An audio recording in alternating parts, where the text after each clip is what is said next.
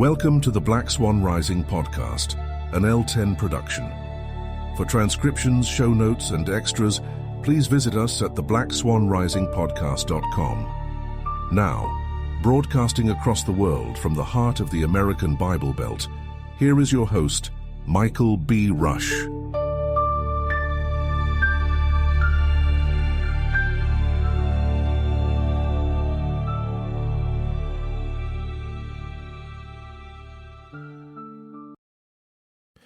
Hello, friends. Welcome back to the Black Swan Rising podcast. I am your host, Michael B. Rush. Well, friends, I am going to beg your pardon once again because I am going to punt my discussion on my vacation. I'll get to it at some point. I'm not going to tell you when that's going to be. But today I want to talk about something else, something that I think will be more helpful to y'all. I want to talk about a comment that was left on one of the videos that I did. The username ID, what is that? Jaron Thompson 915 from 12 days ago. Listen to this comment because I appreciate Jaron leaving this comment because I think that there are a lot of people that may think the same way and for the same reason that he points out. And so I'd like to talk about his question on today's episode. This is what Jaron Thompson 915 says. Michael is so bought into the alien narrative, he reads scriptures to confirm his prior belief. That is a valid concern to raise because everyone is susceptible to confirmation bias. You believe something, and then that's all you see everywhere you look. He uses as his example for me doing this. He must have just been flying from the hip because he doesn't, and that's how I always roll too. So he just gives as an example that the Watchers were not aliens, that they were actually the covenant-keeping sons of God. And he doesn't describe where that concept comes from, but I know where it comes from. It comes from Moses chapter 8. And Moses chapter 8 presents an alternate narrative to the account that is in the Book of Enoch. And so it's obvious that Jaron Thompson is saying, hey, listen, there's two different accounts on this. Obviously, the Pearl of Great Price account is right. And Michael hasn't seen it because he's too focused on this whole alien agenda. Well, today, I would like to compare the Book of Enoch account on this topic with the Pearl of Great Price account on this topic, because I think that by doing that, we are going to realize something that is really interesting and it's really worthwhile. Because believe me, this fellow is not the first person who has said this to me. And frankly, it doesn't change my view on this. Because my view on this comes from the text itself. That's how I always try to base everything that I do is based off of the text itself. If you go back to the gospel guardrails discussion that we had not too long ago, the scriptures are the guardrails. So to me, the Pearl of Great Price would be the guardrails. And what Jaron Thompson is saying here is, hey, Michael, you're doing exactly what you cautioned us about doing. You're jumping the guardrails. So let me read these two texts to you and then put it to you to see what you think, because I read these two texts and I arrive at a very different conclusion. So let's start with the Book of Enoch. These aren't very long, so it'll be very easy for me to read it, and then we can just discuss it. So it starts with Book of Enoch, chapter 6, verse 1. And it came to pass, when the children of men had multiplied, that in those days were born unto them beautiful and comely daughters. And the angels, the children of heaven, saw and lusted after them, and said one to another, Come, let us choose us wives from amongst the children of men, and beget us children. Okay, so let's just stop here and talk about what these verses are doing. These first two verses are talking about the children of heaven lusting after the daughters of men. So we have two different groups. It does refer to this population as angels, but then Enoch throws in the children of heaven, meaning they were not from earth. They were from a different group as the daughters of men or the daughters of Eve. This is the interpretation that I would say, yeah, the watchers were not from this world. They were the children of heaven. And there was another biblical commentator. His name was Philo of Alexandria. And he provided a commentary on the Book of Enoch over 1,000 years ago. And his commentary was that the people in the Book of Enoch referred to the watchers as angels because they could hover in the air. And then he went on and stated that lots of people would conclude that this would be a fable, that people can't hover in the air. And then he said that the universe is full of life in all of its parts. So Philo of Alexandria here, he basically said, listen, the ancients called these guys angels because they could hover. And I know that that sounds bonkers to y'all, so you just need to realize that the universe contains all kinds of life. So that's a pretty interesting reason to say, hey, these folks were calling the watchers angels because they could hover on above the air, and that's what angels can do. So that's curious. Well, folks can hover above the air today using different kinds of technologies. If Philo of Alexandria were to see someone in a helicopter, they were definitely hovering in the air. Someone that is flying in an airplane, they're hovering in the air. Other kinds of technologies, paramotoring, different things like that, you're hovering in the air. That doesn't mean that you are an angel. But this specific passage of 6:2 describes these folks as being the children of heaven. And that is really the kicker for me. And then let me just reread the whole verse 2 again. And the angels, the children of heaven, saw and lusted after the daughters of men, and said to one another, come, let us choose us wives from among the children of men and beget us children. So their whole purpose in doing this was to produce offspring with the children of Eve. And then you have in verse 3, and Semijah, who was their leader, said unto them, meaning his fellow travelers, I fear that ye will not indeed agree to do this deed, meaning to take wives of the children of earth, of the women of earth. And I alone shall have to pay the penalty of a great sin. And they all answered him and said, let us swear an oath and bind ourselves by mutual imprecation, not to abandon this plan, but to do this thing. Then swear they all together and bound themselves by mutual imprecations upon it. And they were in all 200 who descended in the days of Jared upon the summit of Mount Hermon. And they called it Mount Hermon because they had sworn and bound themselves by mutual imprecations upon it. And then it gives the names of the leaders of all of the watchers. So right here, this is very interesting because this is very different from the account that we are going to read in Moses 8. This is talking about men who descended from the heavens onto Mount Hermon and made a covenant that they wouldn't let anyone else know what they were doing with the women of earth. That's pretty unique. Then we go to verse 1 of chapter 7. And all the others together with them took unto themselves wives, and each chose for himself one. And they began to go in unto them and to defile themselves with them. And they taught them charms and enchantments and the cuttings of roots and made them acquainted with plants. So right out of the gate, these guys are coming and they are teaching the daughters of men things that they did not know before. It's new knowledge. Now, verse 2. And they, the wives of the 200 men from the heavens, became pregnant, and they bare great giants whose height was 3,000 ells.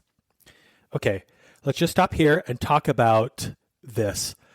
The offspring of the watchers, the sons of heaven, the children of heaven, and the women of earth were very, very different. They were giants. We are told that their height was 3,000 ells. Now, we do not have any idea really what an ell is. This would be, this is being written by Enoch. So if we take this at face value, this is a unit of measure from before the flood. So lots of things get washed away. Post-Diluvian world, things tended to be based off of the measurement between the elbow and the fingers. I'm not sure that is what this is saying. If you look at the measurement system from the pre-Diluvian world, and primarily you look at it from Mesopotamia, from Sumer, from the civilization that was attributed to the Watchers, you have unit of measure system that is probably closer to anything that Enoch was familiar with than the post-Diluvian world and their units of measure. They probably would have been starting from scratch.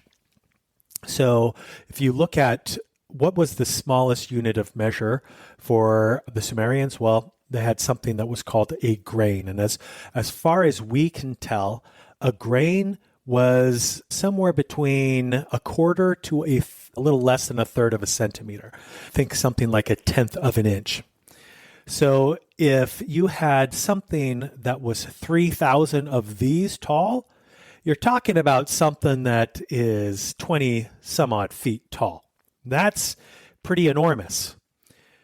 However, when you look at Gilgamesh, which was a famous pre-Diluvian giant who was spoken of not only in the Mesopotamian documents, but also in the Dead Sea Scrolls. And in the Dead Sea Scrolls, we know that he was a pre-Diluvian giant because he has this terrible dream in which he sees this flood come and wipe out all of the giants. And that is, of course, what actually happened. Well, when you look at the descriptions of how tall Gilgamesh was, most scholars say that based off of the measurements provided by the Mesopotamians, Gilgamesh was somewhere between 16 and 18 feet tall. This is much closer to the 20 some odd range that we read about, or that we would extrapolate if we were using a Mesopotamian unit of measure rather than a post-Diluvian unit of measure. Also, when you look at some of the units of measure that were provided within the Bible themselves relating to the heights of the giants, and of course, these were not the pre-Diluvian giants, these were the post-Diluvian giants that inhabited the lands of Canaan. But in the Book of Amos, we read that they were the height of the cedar trees and that they were as strong as oak trees. And then, of course, we have other descriptions of them that they were so tall that the Israelites were grasshoppers in their sight. And then you have King Og of Bashan, whose bed was about 14 feet long. So these were some pretty large fellows.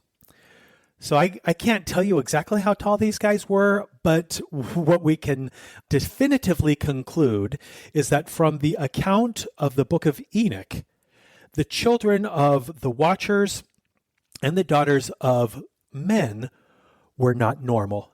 They were giants by every definition of that word. So this is further hammered home in the next couple of verses. I'm reading chapter 3, verse 3, or chapter 7, verse 3. Who consumed, meaning these giants, consumed all the acquisitions of men. And when men could no longer sustain them, the giants turned against them and devoured mankind. So again, these guys are pretty big because they start engaging in cannibalism because there is not enough food to sustain them. That is the account from the Book of Enoch itself. So now, and of course the Book of Enoch goes into more detail, but this is enough for us to be able to compare the Moses 8 account. So let's go over to Moses 8, and we're going to start in verse 13. And Noah and his sons hearkened unto the Lord and gave heed, and they were called the sons of God. Okay. So this is where our buddy is coming up with the idea of, hey, rushes up in the night. The sons of God were the covenant-keeping sons of Noah. I think he said Seth, but same difference here. So that definitely sounds true. The covenant-keeping sons of Noah were referred to as the sons of God. Let's pause and look at the two different men that these two different accounts are associated with. Enoch, right out of the gate, says that these 200 men came to the earth in the days of Jared, which was his father. That is interesting because we know that Jared from the Bible, he was born 460 years after the fall of man. And Noah, well, he was born hundreds of years later. In fact, the flood occurs 1,656 years after the fall of man. So we're talking about a period of time in these two accounts, just taking the accounts from face value, that are about 1,200 years apart. And you can read in verse 30 of Moses chapter 8, and we know that this is definitely the time period because the Lord says, "And God said unto Noah, the end of all flesh is come before me, for the earth is filled with violence, and behold, I will destroy all flesh from off the earth." So that confirms that this period of time we're reading about in Moses 8 happened approximately 1,200 years after this period of time that Enoch was referring to. Now, let's continue reading this in verse 14. "And when these men began to multiply on the face of the earth, and daughters were born unto them, the daughters of men saw that those daughters were fair, and they took themselves wives, even as they chose." Now, clearly you can see the similarity between Moses chapter 8 and what we read in the 6th chapter of the Book of Enoch, with some key differences. Here, it's the sons of men, aka non-covenant keepers, that are looking at the daughters of the sons of God, meaning the covenant-keeping daughters, and they're saying, wow, they are foxy, let's pick our wives from them. Then we go on to verse 15. "And the Lord said unto Noah, the daughters of thy sons have sold themselves." So this is a different narrative. The daughters, the covenant daughters, chose to marry these non-covenant keeping sons of men. And in the book of Enoch, it was the sons of heaven that came down and brought new knowledge to the children of men, and their offspring were enormous. Now, let's go to verse 18. This is interesting. "And in those days, there were giants on the earth." Okay, so there are giants in the days of Noah, we know this, and there were giants in the days of Enoch. And the giants in the days of Enoch were the offspring of the watchers and the daughters of men. Now, it's important to note here that these giants in Moses 8, they exist independent from these unions that are happening between the sons of men and the covenant-keeping daughters of men. Whereas in the book of Enoch, the giants are explicitly stated to come from the union between the watchers and the daughters of men. So that's a key difference here. The giants already exist independently of these unions in Moses 8, but are a function of the unions in the book of Enoch. So let's continue this. "And in those days there were giants on the earth, and they sought Noah to take away his life. But the Lord was with Noah, and the power of the Lord was upon him." Now verse 19. "And the Lord ordained Noah after his own order, and commanded him that he should go forth and declare his gospel unto the children of men, even as it was done or given unto Enoch." Okay, this is very curious, because right here we are to understand that all of this happened after Enoch was already gone. And in fact, we read in Moses chapter 7 that Enoch City was lifted up into heaven. So this event is happening after the city of Zion has been taken up. And Noah receives the same covenant that God made with Enoch. And Enoch's followers, his disciples, the inhabitants of Zion, they were also called the sons of God. And they were called the sons of God for the exact same reason, because they were covenant keepers. Now let's read the next two verses. And this is where I think this becomes very clear what is happening here. Verse 20. And it came to pass that Noah called upon the children of men that they should repent, but they hearkened not unto his words. And also, after that they had heard him, they came up before him, saying, Behold, we are the sons of God. So these are the sons of men saying they are the sons of God.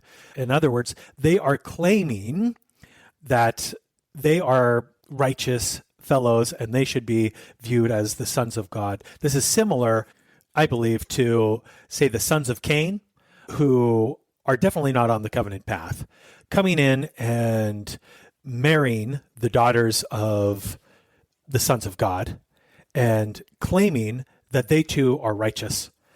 And then it continues, Behold, we are the sons of God. Have we not taken unto ourselves the daughters of men? And are we not eating and drinking and marrying and giving in marriage? And our wives bear unto us children, and the same are mighty men, which are like unto men of old. So right here, these men, the sons of men, they are trying to demonstrate to Noah that they are following a pattern that has happened previously. And in fact, they are saying, hey, listen, our sons are mighty men like unto the men of old. Meaning somebody else did this and had mighty men, and our sons are as mighty as theirs were. This, friends, they are talking about what the Watchers did.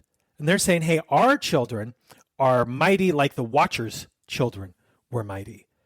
Otherwise, why would they say that their children were mighty like the men of old? Again, the Watchers came and did this in the days of Jared, 1,200 years prior to this point.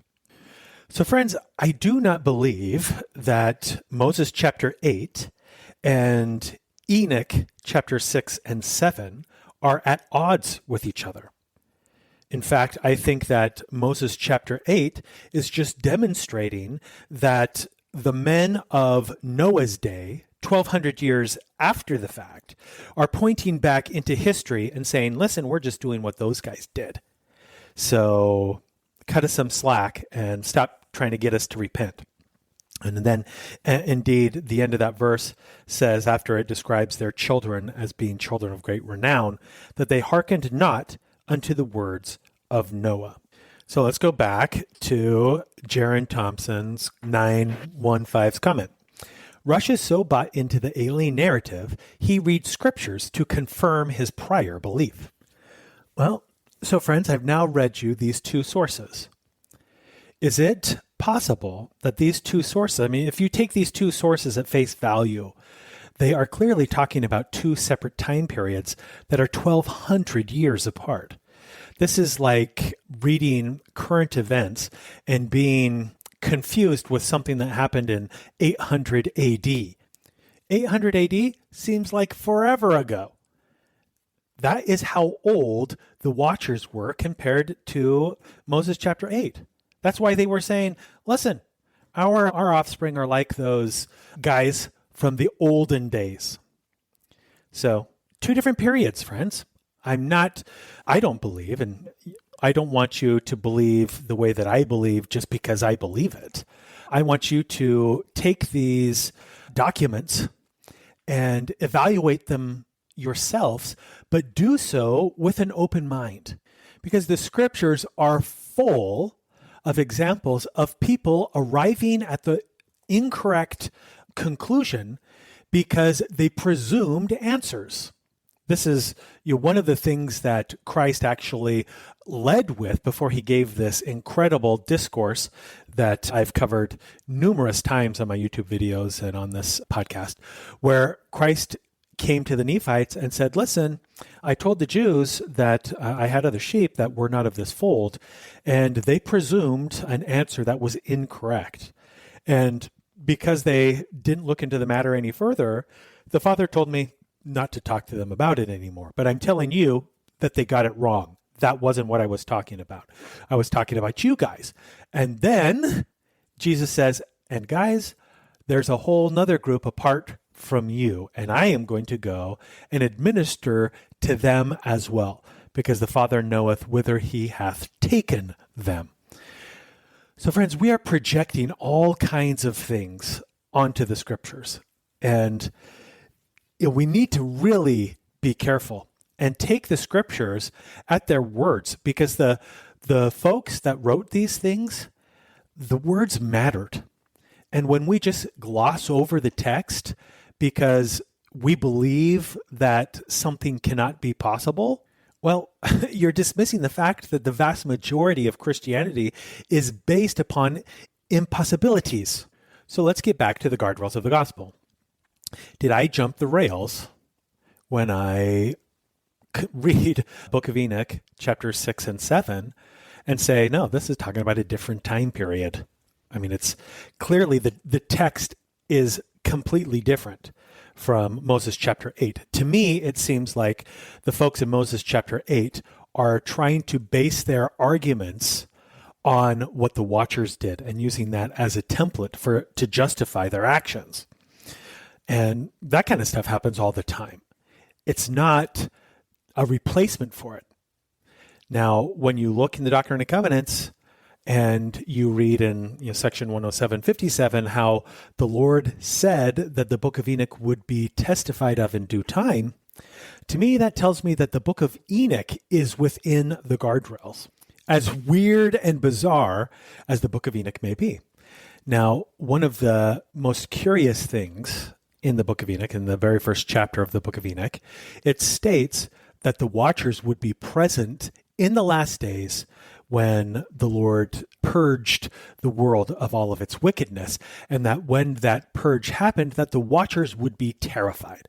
It also states that the Watchers, meaning the Watchers from the days of Jared, would be bound for 70 generations. And I've talked about what I believe that means. And lo and behold, now, 70 generations later, we're starting to see all of these crazy things in the sky. So to me, this reconciles uncomfortably well.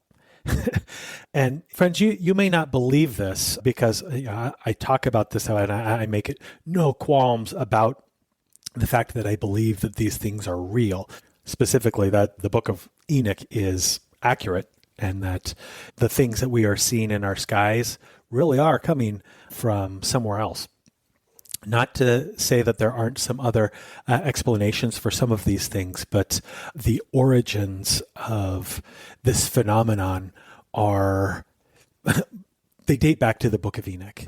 In fact, you've got members of Congress that are telling us that we need to take the Book of Enoch seriously because it's real. So I've started working on my masterclass now. And I'm having a great time with it. This is going to be so awesome. And I've really started to dive in, and I'm going to be able to provide some just what I consider to be stunning evidence for the Book of Enoch. And I hope that just because something is weird and sounds strange, that you don't just dismiss it out of hand. You evaluate it in accordance with the guardrails of the gospel. And the guardrails of the gospel are spectacularly accommodating to these kinds of scenarios. I mean, the Pearl of Great Price provides 3 separate accounts of worlds without number in the text itself. I mean, listen to the chapter heading of Moses chapter 1. God reveals himself to Moses. Moses is transfigured. He is confronted by Satan. Moses sees many inhabited worlds. Okay? We received this in June of 1830, right out of the gate. Just a couple of months after the church is organized, the Lord hits us with worlds without number. I think that is very interesting and is very important. And I think that there shouldn't be another people on the planet that is more prepared to understand these things than members of the Church of Jesus Christ of Latter-day Saints. However, we need to be just as open-minded and teachable as every generation who has ever had to listen to bizarre storylines and determine for themselves whether or not they were to be believed. Storylines such as a savior being born of a virgin mother. Stories such as a 14-year-old farm boy seeing God the Father and his son Jesus Christ in his backyard. Stories such as an angel showing a 17-year-old young man where a hidden record transcribed on gold plates had been hidden for some 1,400 years.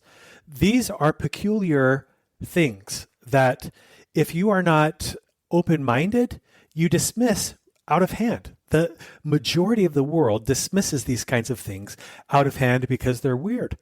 But when has something being weird ever precluded it from being true? So again, I am not trying to convince anyone that the way that I look at the world is the way that you ought to be looking at the world. That's not what I'm about at all.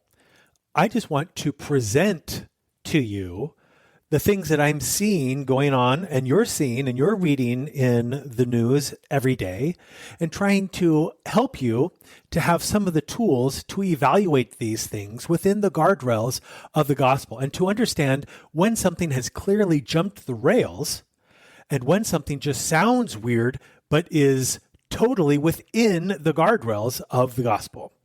And folks coming to this world from other worlds, that is, as bizarre as it sounds, completely within the guardrails of the gospel. In fact, think about one of the unique creation accounts that members of the Church of Jesus Christ of Latter-day Saints have, wherein God the Father asks his Son, before they ever put man on the earth, hey, is man found on the earth? What does that imply as being possible? Is God in the habit of asking ridiculous questions that have obvious answers? Or is there something more to that? Again, right out of the gate, we have this question being postulated, and obviously it was so that we would think about these things and not just dismiss it out of hand. I mean, after all, the context of that question is from the context of the Lord's Institute of Higher Learning, where we are supposed to go for enlightenment and greater understanding.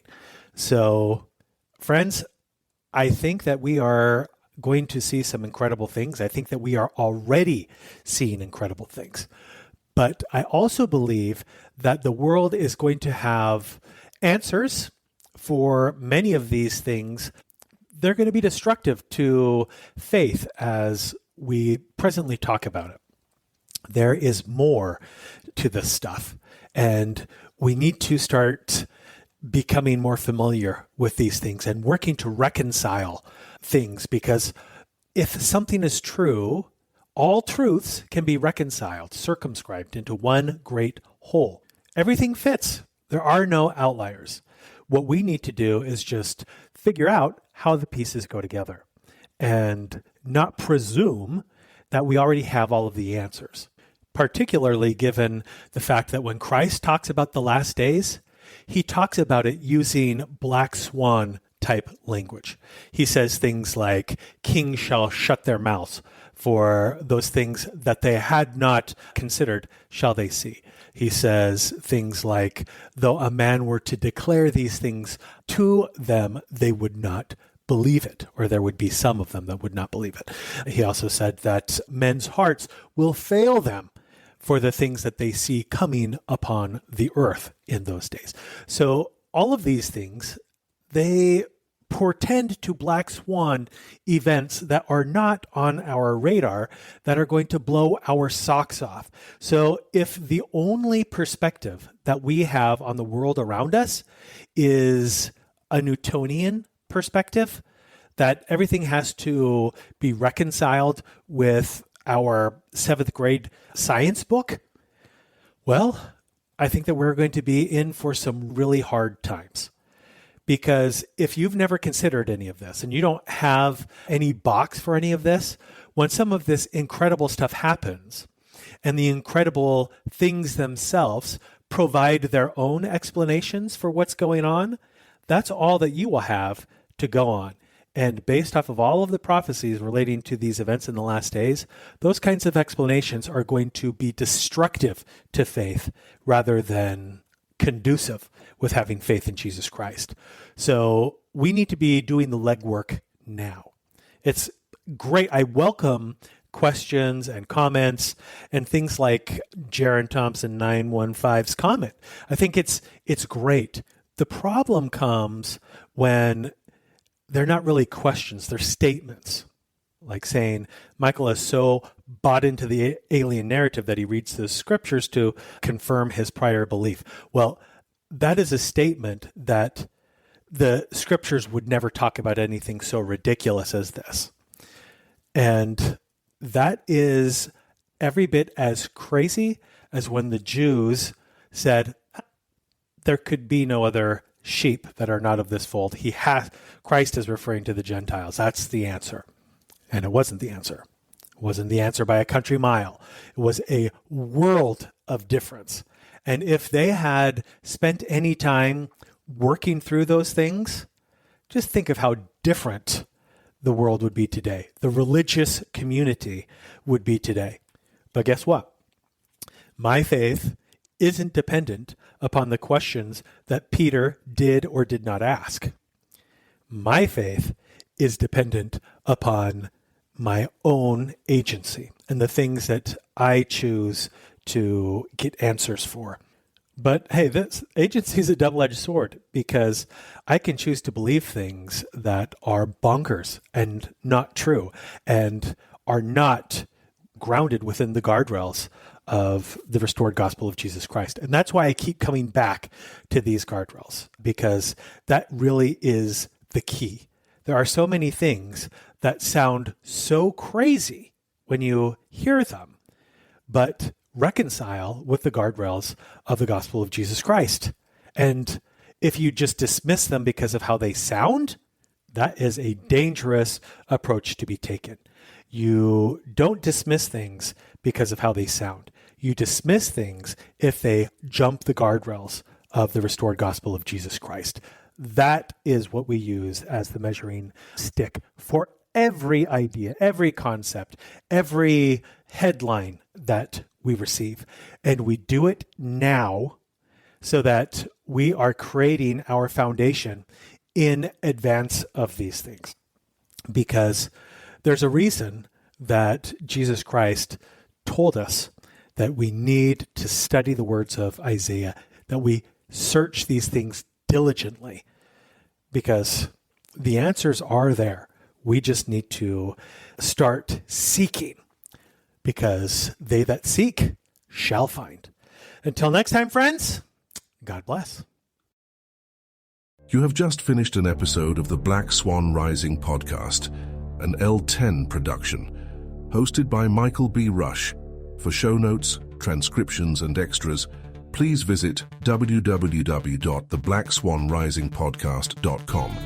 If you enjoyed this episode, click the share button icon and send it to your friends and family. This will help to ensure the continued publication of future content. Michael thanks you in advance for sharing and looks forward to seeing you next time. Until then, keep seeking, for they that seek shall find.